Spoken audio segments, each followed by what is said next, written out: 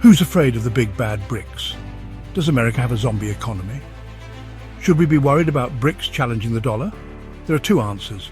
No, you don't need to worry about it.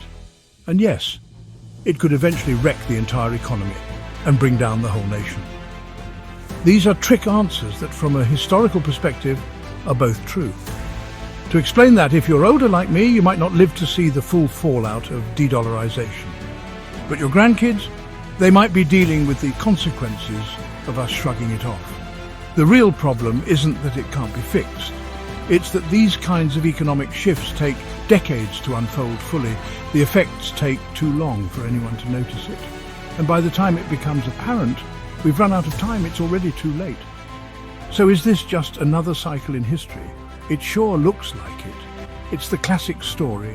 One generation plants the trees, knowing they'll never sit in the shade, while their great-grandkids grow up enjoying the benefits, only to waste it all, living in the moment.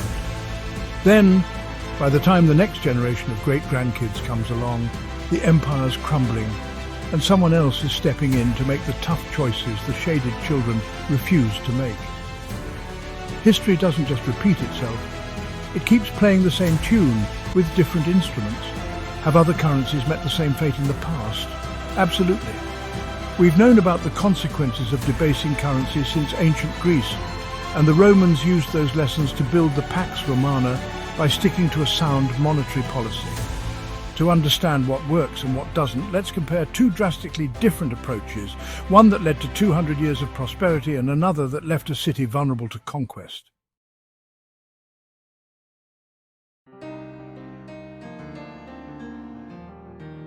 Money and power. Augustus's monetary reforms versus Diogenes' debasement. The Roman Emperor Augustus and the Greek philosopher and statesman Diogenes had opposite takes on money, and their choices had serious consequences. Augustus took control of a chaotic Roman economy filled with debased coins and financial instability. To fix it, he standardized coinage, ensured gold and silver purity, and kept government spending in check. These reforms helped Rome thrive for the next 200 years, proving that a stable currency was the foundation of a strong empire. Diogenes, on the other hand, went in the opposite direction. He was exiled from Sinope for debasing the city's currency and tampering with coins' gold and silver content. His extreme rejection of money fit his Cynic philosophy, which is widespread today, where he mocked materialism and social norms. However, in practice, the failure of Sinope and other Greek cities to maintain fiscal responsibility and financial stability left them weak. Not long after Diogenes was forced out, Alexander the Great, a Macedonian, conquered the city and the rest of Greece, and the people lost their democracy, liberty and freedoms for thousands of years. The takeaway? Money isn't just about transactions, it's a symbol of order, trust and strength. Nations rise and fall based on the strength and confidence of their monetary policies. Augustus's innovative monetary policies helped Rome cement its dominance, while the failure of Sinope and other Greek cities to protect its economy left it vulnerable. Whether a civilization flourishes or falls often depends on how well it manages its currency. And history has shown time and time again that when a society loses control of its money, it soon loses everything else too.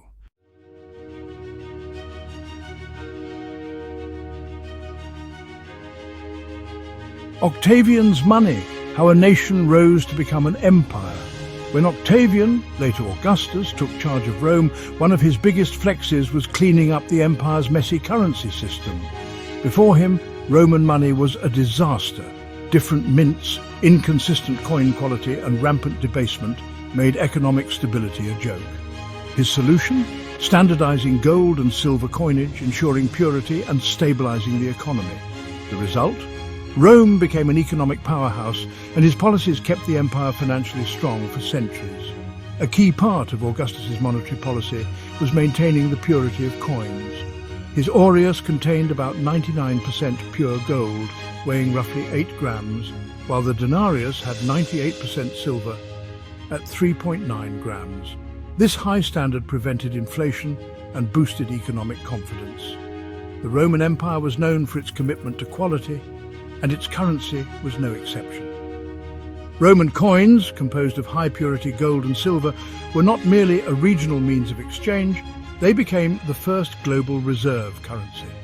The widespread discovery of Roman coins from archaeological digs in Russia, India, China and Africa highlights Roman money's extensive reach and trust. Every merchant throughout the world preferred Roman coins over their own debased currencies. This preference gave Roman traders the advantage. Everyone wanted the coin they had. As long as the government kept minting more coins, the rest of the world accepted them, which countered any inflation tendencies due to the overproduction of money. Many of the major economies that relied on Roman currency for trade, coincidentally some of the same nations now leading the BRICS coalition merchants in Russia, India, China and Africa, adopted it as a stable and reliable standard. Historians, economists and politicians in America have noted this standard and pushed for a gold standard to back the US dollar. Many in academia and our elites believe it was the secret of the rise of the Roman Empire.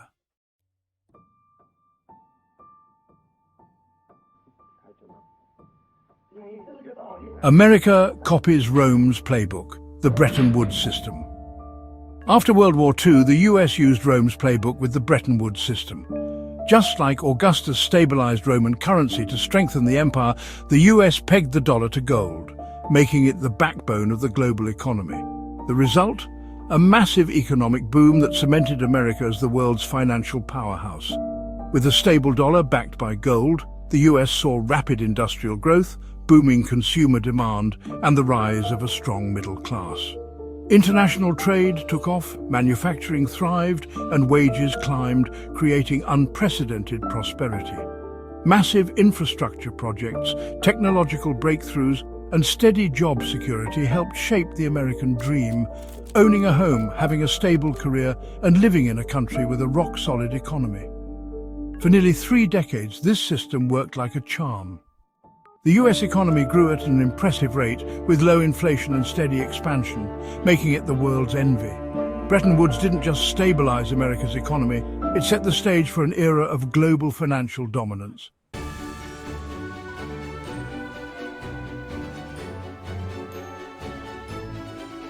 Rome and the US understood that a strong currency was key to maintaining power. Augustus took control of Rome's coin production, ensuring gold or aureus and silver or denarius coins had a consistent weight and purity, essential for trade, paying soldiers, and keeping the empire running. Fast forward to the 20th century, the US did something similar with the Bretton Woods system, backing the dollar with gold to ensure its value and stability. Just like Rome's currency became the standard for trade across the ancient world, the US dollar took on that role after World War II. At first it was backed by gold, but even after that link was broken, America's economic dominance kept it as the world's reserve currency. Countries like Brazil, Russia, India, China and South Africa, now the BRICS nations, built their financial systems around the dollar, making it the backbone of global trade, at least for now.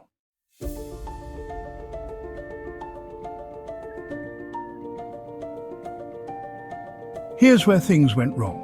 Leaders in Rome, like Emperor Nero and America, as well as President Nixon, sought glory from needless wars over pragmatic military expansion and excessive caution. Every emperor had to have a triumph or monument, didn't they? Rome tripled the size of its military, debased its currency to fund it, and ultimately wrecked its economy. The US followed a similar path, ditching the gold standard in 1971, printing money like there was no tomorrow, and slowly eroding the dollar's value. All to fund hopeless wars like Vietnam, the arms race, and later on the war on terror, none of which accomplished anything. The biggest issue? Governments always have a hard time funding their spending, especially regarding wars. Historically, leaders would raise money through taxes. But there's a catch. When you start taxing people for war, they ask if it's even worth fighting. In Rome, this kind of pressure got emperors kicked off their thrones. In the US, backlash over wars like Korea and Vietnam was so intense that 2 sitting presidents decided not to run for another term. Let's be honest, convincing young men to fight is the easy part. Getting older men to pay for it? That's a whole different battle. But what if I were to tell you that there was a way to fund wars, run the government, and even temporarily boost the economy without raising taxes? The answer? Debase the monetary system. The temptation was just too strong, and both Rome and the US took the easy way out, gradually lowering the value of their currency instead of taxing people outright, kicking the economic consequences down the road for future generations to deal with.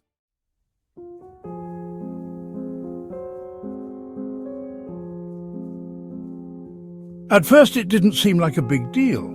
Nero watered down the silver in its coins and Richard Nixon started printing more money. There was no immediate crisis, no significant backlash.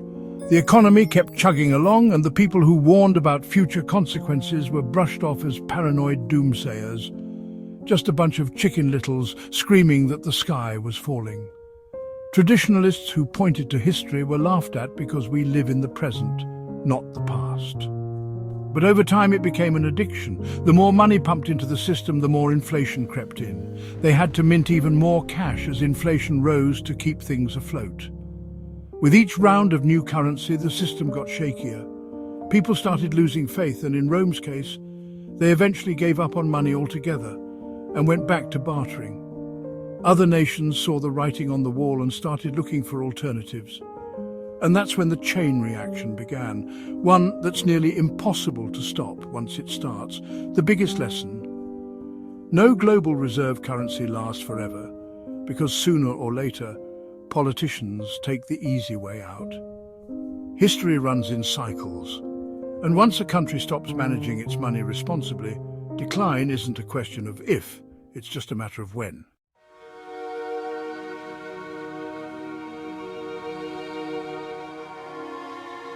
Back in Diogenes' day, Greek cities that messed with their currency crashed almost overnight. But Rome? It took nearly a century to feel the full consequences. Why? Newton's first law states that an object in motion tends to stay in motion. Rome's economy was so massive that even when things started going wrong, it took a while for the cracks to show. But just because the decline was slow didn't make it any less brutal. And once the downward spiral began, stopping it was nearly impossible.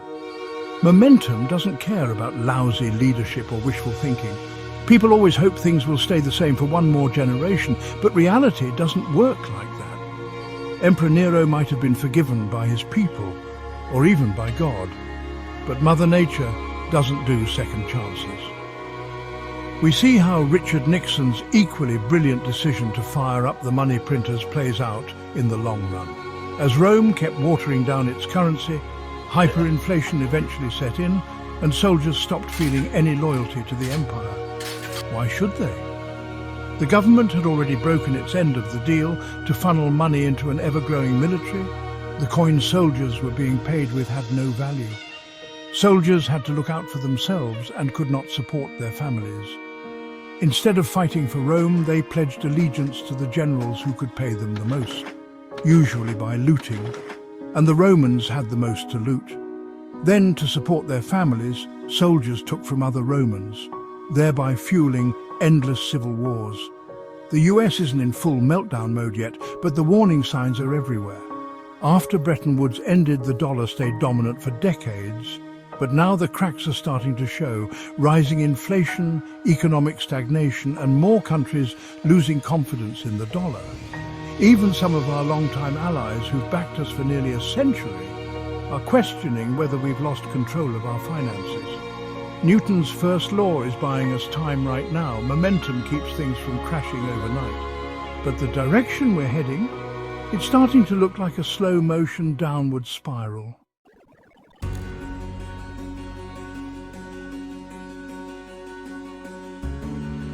Both Rome and the US faced the same issue. Social spending took a hit when military spending went up.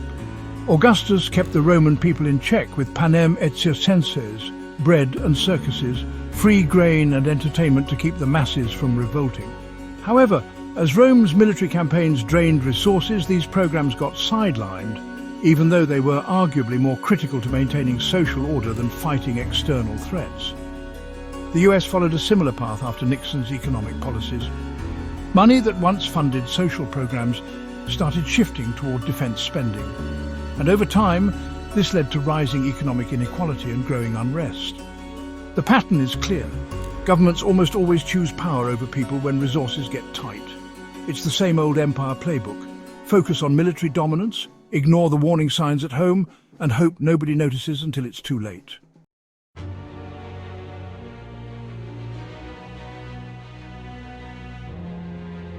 People started dropping out as Rome's economy tanked and inflation ran wild. Soldiers lost their loyalty, and regular citizens stopped seeing the point of a government that didn't take care of them. With a weak economy and crumbling social programs, the justification for defending the empire evaporated. Rome became an easy target for invaders, and the worst part, a lot of Romans didn't even care. To them, their leaders weren't much better than the outsiders taking over. The US isn't there yet. There's no hyperinflation, and Canadians aren't rushing across the border, at least not yet. But we're already feeling the ripple effects of ditching the Bretton Woods system back in 1971.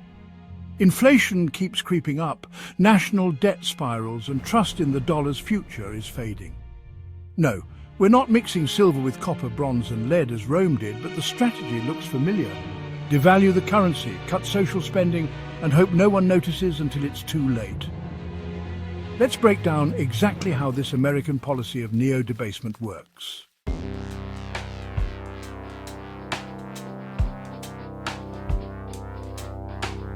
Many people wonder why the US sees BRICS as a significant threat to its economic and military dominance. I mean, why would a handful of so-called third world nations, Brazil, Russia, India, China, South Africa, Egypt, Ethiopia, Indonesia, Iran and the UAE cause so much concern?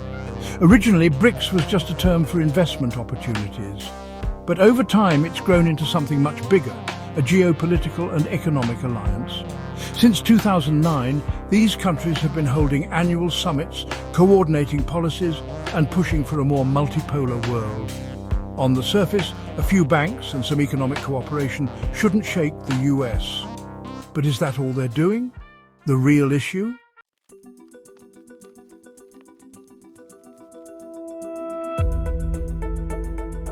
All right, stick with me. This might sound like financial jargon initially, but I promise we'll break it down. The CRA is BRICS' way of protecting its member countries from economic crises, especially when their currencies take a hit. Think of it as an alternative to the IMF, giving these nations a way to avoid being tied to Western financial control. But that's not all. There's also the New Development Bank, which is ramping up cooperation between BRICS nations and other emerging economies. Suddenly, BRICS isn't just a casual trade club anymore. It's becoming a serious economic counterweight to US-led financial institutions.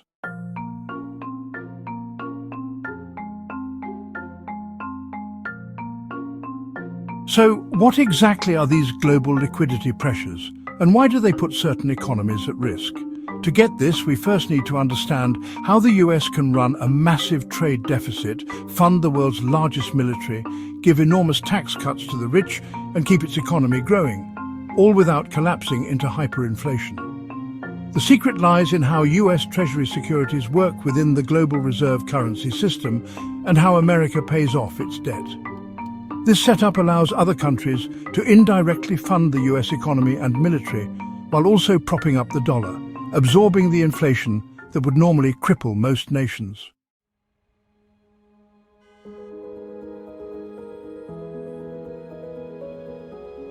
How does the US create debt? Unlike regular people who take out bank loans and make monthly payments, the US government doesn't borrow money like that. Instead, the Federal Treasury issues securities, IOUs, bought by investors, foreign governments and financial institutions. So are these securities loans, or are they just another way of printing money? The short answer? Both. In the short term, they act like currency, freely circulating in global markets. But in the long run, they eventually have to be paid back like debt. To understand this, we need to look at one key piece of this system, US bonds, and how they compare to what most people think of as money, the dollar.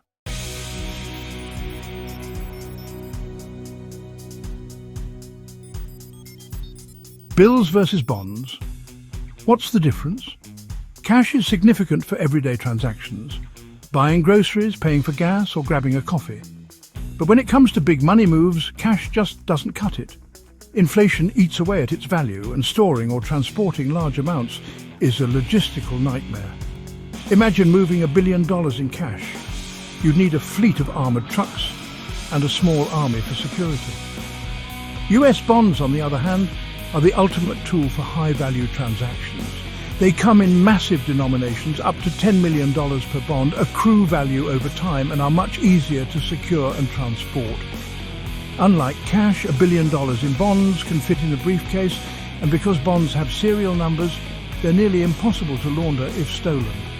Banks, governments, and considerable financial players prefer bonds over physical money for large-scale transactions.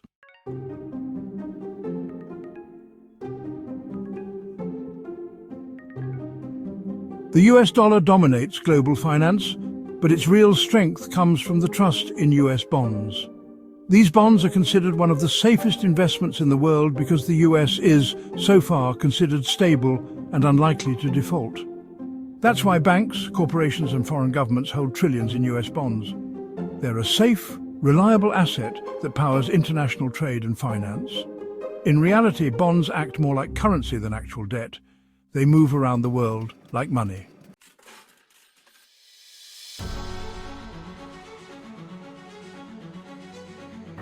How US bonds circulate globally. Let's break it down with a simple example. The US government issues a $10 million bond for a new military tank. The contractor deposits the bond in their bank, where it enters the financial system. A US retailer takes out a $10 million loan to import goods from Taiwan, such as televisions. The Taiwanese bank accepts the bond from the American bank as payment. Taiwan might then use the bond to buy oil from Saudi Arabia, and the bond will move there. The cycle continues, with the bond changing hands across multiple countries, facilitating global trade like a form of money. Here's the trick. Because the US runs a massive trade deficit, more bonds go overseas than come back. Over time, this has led to an incredible $30 trillion floating around outside the US. Yes, that's a trillion with a T, in the form of dollars, bonds and other financial instruments. So, when does the US ever pay for that tank or those TVs America imported? The answer to that question is, what happens to that bond once it matures in 30 years? Ask yourself if any bank wants small bills immediately depreciating, or if they exchange that one for another bond that will keep increasing in value. Now ask yourself, when did the US government pay back its fiscal or trade deficit? It hasn't yet. And that's the foundation of the global financial system as we know it.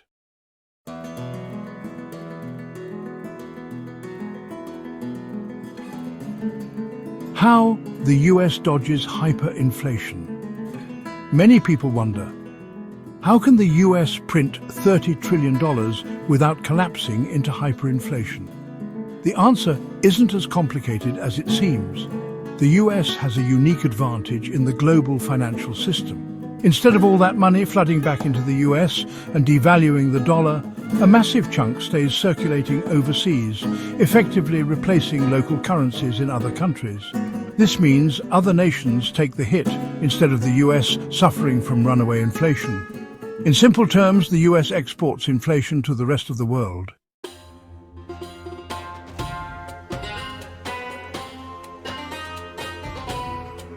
Who absorbs the inflation?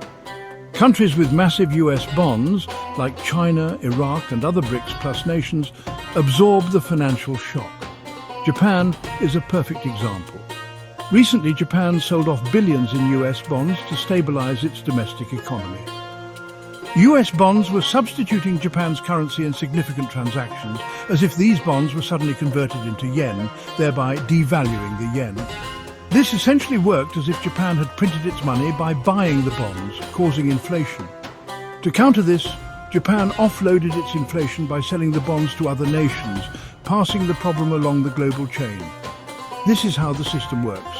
Countries holding US bonds indirectly manage the inflation that would otherwise devastate the US economy.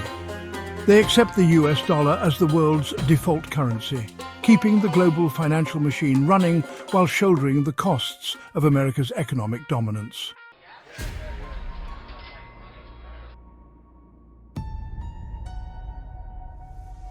For the last 50 years, the US has accrued a $30 trillion trade deficit. Ironically, about the same amount of US dollars floating around globally as the world's reserve currency. That's not just a random coincidence. Think about it. Did the US hand over $30 trillion to the rest of the world? Or did it just ship out bonds and other securities as IOUs, letting other countries soak up inflation and foot the bill for America's trade deficit? Here's how it works. The US imports far more than it exports, and to pay for this, the government issues US bonds. These bonds circulate globally, propping up the dollar while devaluing foreign currencies, leading to higher inflation abroad. This system funds US government spending, including military expansion, social programs, corporate tax breaks, and economic growth, all without the US producing enough to sustain itself.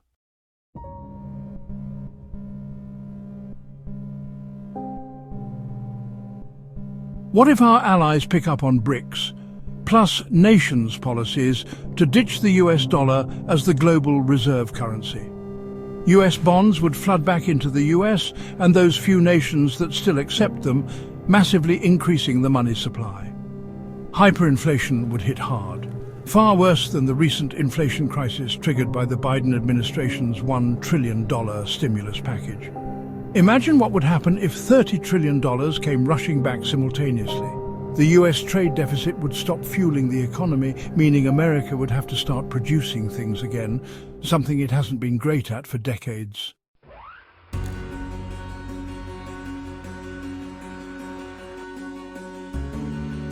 A perfect example of this problem: surgical masks during COVID-19. At the pandemic's start, the US produced almost no masks domestically and had to rely on China for PPE.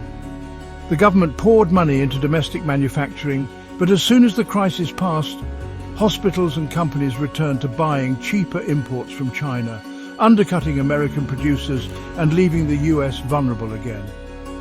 Even with Executive Order 14001 and increased tariffs, the US still depends on foreign-made PPE because it's too expensive to produce domestically.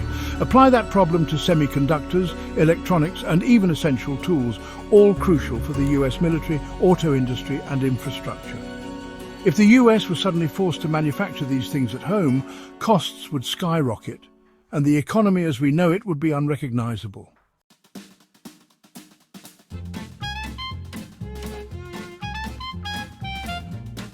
Has a BRICSaggedon event ever happened before? Yep, it's happened several times throughout history. Rome, Portugal, Spain, the Netherlands and the UK all had their turn as the dominant global currency.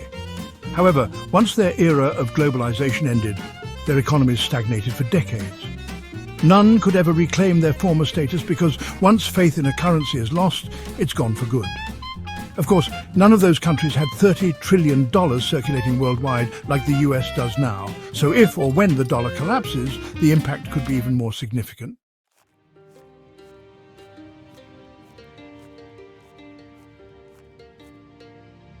What are the first signs of the dollar losing its grip?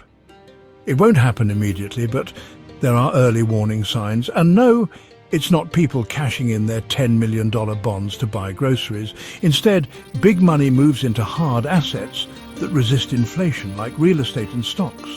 Here's what happens. Land values skyrocket, which looks like a good thing initially. The stock market booms. It also seems like good news. Eventually, supermarkets' rent on their stores rise, and those rising costs will be passed down to everyday people, making life even more expensive and widening wealth inequality.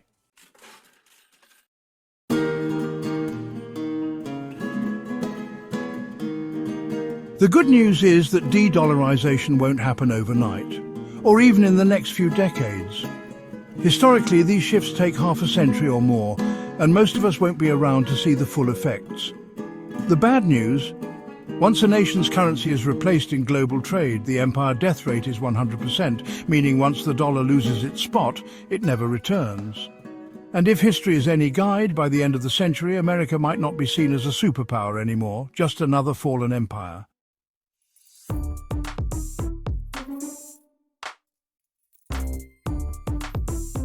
Like it or not, We can't keep running up the tab forever, financing economic growth, military spending and tax cuts for the rich on an ever-growing mountain of debt that eventually has to be paid back. The future looks bleak with every new trillion-dollar addition to the pile.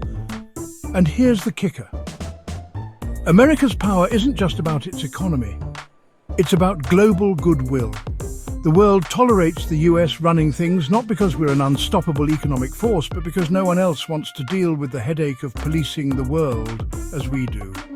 Sure, Americans can keep funding endless wars and reckless spending, but whether or not we get away with it depends entirely on how long the rest of the world is willing to put up with it.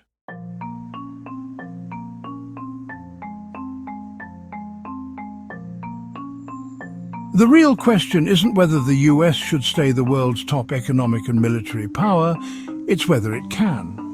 And at this point, it's not just about what the US or BRICS does, but how long the rest of the world is willing to go along with it. That is the whole point of BRICS. What started as just an investment term, Brazil, Russia, India, China and South Africa, has become a severe economic alliance pushing back against Western financial dominance. With new systems like the Contingent Reserve Arrangement, CRA, and the New Development Bank, BRICS Plus is actively working on alternatives to the US-led global economy.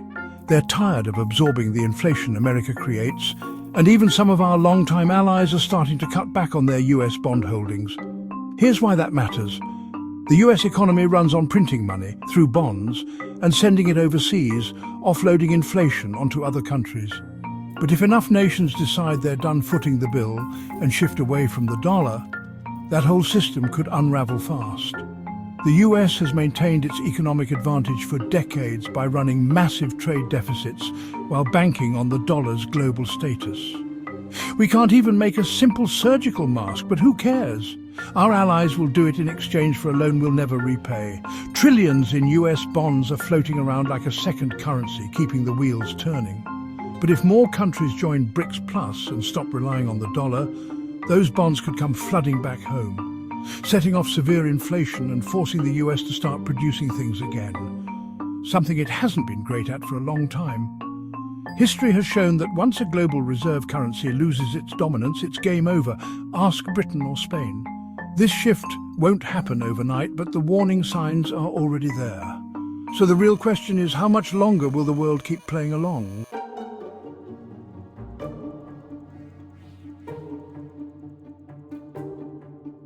Don't waste time trying to decode all these fancy financial terms. Ask yourself why the people in charge never bother to explain them in plain English. One reason? Many already know it's too late to reverse the damage from decades of reckless spending. Another reason, most Americans are still in denial about where our empire is headed. What's that denial really about? Here's a hint. The glory days are behind us. My take? Let's stop pretending and start figuring out how to make the inevitable fall as smooth as possible. Because, like it or not, every empire in history has had its turn. Some handled it better than others.